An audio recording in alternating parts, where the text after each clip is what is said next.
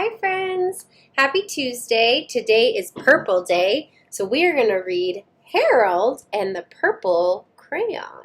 And after we're done, you're going to make your own purple crayon drawing. Here we go. One evening, after thinking it over for some time, Harold decided to go for a walk in the moonlight. There wasn't any moon, and Harold needed a moon for a walk in the moonlight. And he needed something to walk on. How creative. So he's just drawing it, what he wants.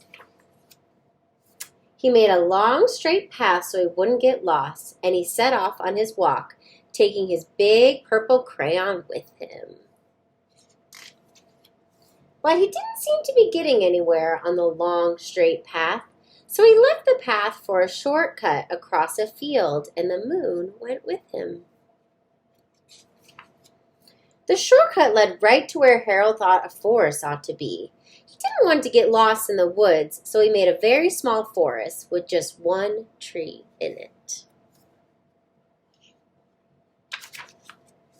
It turned out to be an apple tree. The apples would be very tasty, Harold thought, when they got red. So he put a frightening dragon under the tree to guard the apples. It was a terribly frightening dragon. It's a great dragon drawing, huh? It even frightened Harold. He backed away. His hand holding the purple crayon shook. Ooh, it's making wigglies.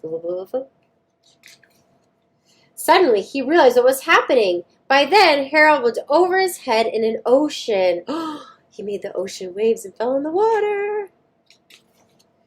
He came up thinking fast, and in no time he was climbing aboard a trim little boat. He quickly set sail, and the moon sailed along with him. Oops, sticky pages. After he had sailed long enough, Harold made land without much trouble. He stepped ashore on the beach, wondering where he was. It's wherever he wants to be, right? The sandy beach reminded Harold of picnics, and the thought of picnics made him hungry. So he laid out a nice, simple picnic lunch. There was nothing but pie. There were all 9 kinds of pie that Harold liked best. If you got to make a picnic lunch, what would you put in the picnic lunch? I'm trying to think what I would put. Probably some yummy fruit and a yummy sandwich, I think. When Harold finished his picnic, there was quite a lot left. He hated to see so much delicious pie go to waste.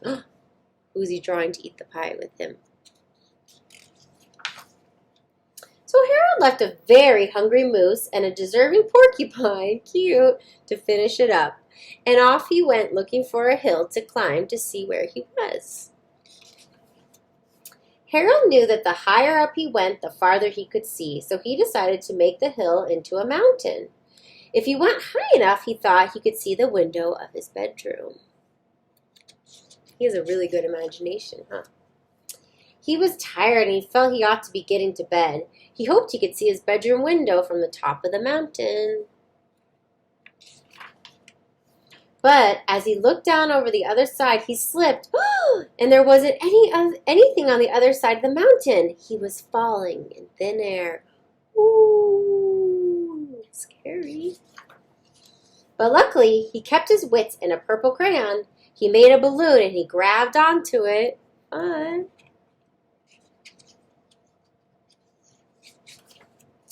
And he made a basket under the balloon, big enough to stand in.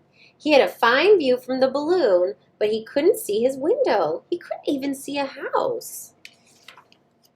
So he made a house with windows, and he landed the balloon on the grass in the front yard. Like he's drawing the grass as he lands.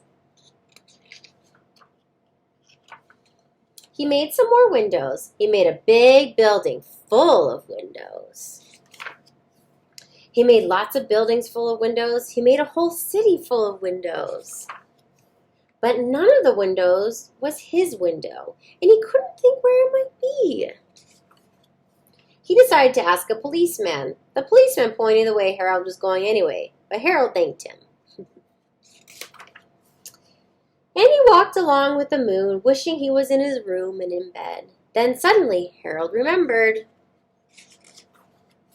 He remembered where his bedroom window was when there was a moon. It was always right around the moon. So he drew the window. And then Harold made his bed, and he got in it, and he drew up the covers. He's really drawing the covers on top of him.